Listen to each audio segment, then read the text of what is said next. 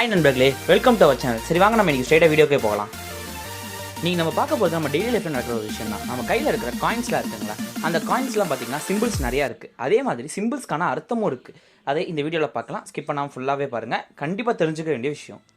நம்ம யூஸ் பண்ணுற Indian Ruby காயின்ஸில் கீழே வந்து பார்த்தீங்கன்னா டைமண்ட், ஸ்டாரு, டாட்டு, அப்புறம் வந்து பார்த்தீங்கன்னா எம்டி ஸ்பேஸ், எம்பி இந்த மாதிரி சிம்பிள்ஸ்லாம் கொடுத்துருக்காங்க. இதுக்கான அர்த்தம் என்ன அப்படின்றத ஒன் பை ஒன்னாக பார்க்கலாம்.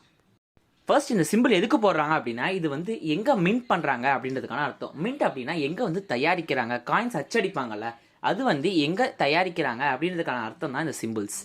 கையில் காயின்ஸ் எதாவது வச்சுருந்தீங்கன்னா எடுத்து வச்சுக்கோங்க. ஒன் பை ஒன்னாக பார்க்கும்போது உங்களுக்கு எதாவது தெரிஞ்சால் பாருங்கள். ஃபர்ஸ்ட் வந்து பார்த்தீங்கன்னா கொல்கட்டாவில் மின்ட் பண்ணுற எல்லா காயின்ஸ்லேயும் வந்து பார்த்தீங்கன்னா எம்டி ஸ்பேஸ் தான் இருக்கும். கீழே எந்த சிம்பிள்ஸும் இருக்காது.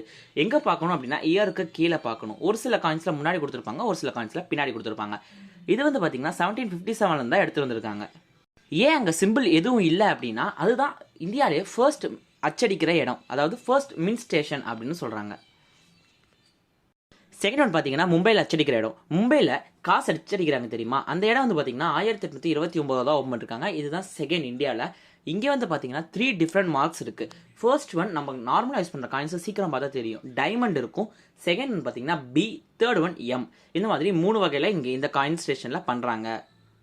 எனக்கு டைமண்ட் ஷேப்டு மட்டும்தான் கிடச்சிது. உங்களுக்கு பிஎம் ஏதாவது கிடச்சா கமெண்ட் பாக்ஸில் தெரிவிங்க. அதே மாதிரி இன்ஸ்டா அக்கௌண்ட்டில் சொல்லுங்கள். உங்கள் பிக்ஸ் எதாவது இருந்தால் அனுப்பி வைங்க.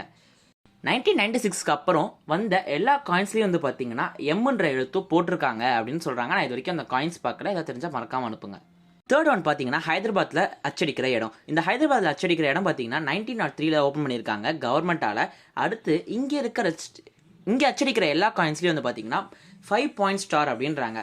நம்ம நட்சத்திரம் இருக்குல்ல, அந்த மாதிரி இருக்கும் அப்படின்னு சொல்கிறாங்க. இதில் வேற என்னென்ன இருக்குன்னா, டைமண்டை கட் பண்ண மாதிரி ஒன்று இருக்கும், இல்லை டைமண்டுக்குள்ளே டாட் வச்ச மாதிரி இருக்கும் அப்படின்னு சொல்கிறாங்க.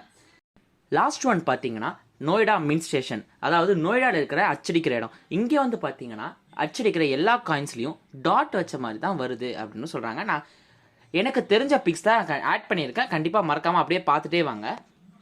இந்த வீடியோ எப்படி இருந்துச்சுன்றதையும், இந்த விஷயம்லாம் உங்களுக்கு ஃபஸ்ட்டே தெரியுமா அப்படின்றதையும் கமெண்ட் பாக்ஸில் கமெண்ட் பண்ணிவிட்டு தெரியாதவங்களுக்கு ஷேர் பண்ணிடுங்க. பிடிச்சிருந்தா லைக் போட்டுட்டு நம்ம சேனலை சப்ஸ்கிரைப் பண்ணிக்கோங்க. பக்கத்தில் இருக்க பெல் ஐக்கான் ப்ரெஸ் பண்ணி ஆல் கொடுத்துக்கோங்க. அப்போ தான் ரெகுலர் நோட்டிஃபிகேஷன்ஸ் கிடைக்கும். தேங்க்ஸ் ஃபார் வாட்சிங் நண்பர்களே. நாளைக்கு இன்னொரு வீடியோவில் பார்க்கலாம்.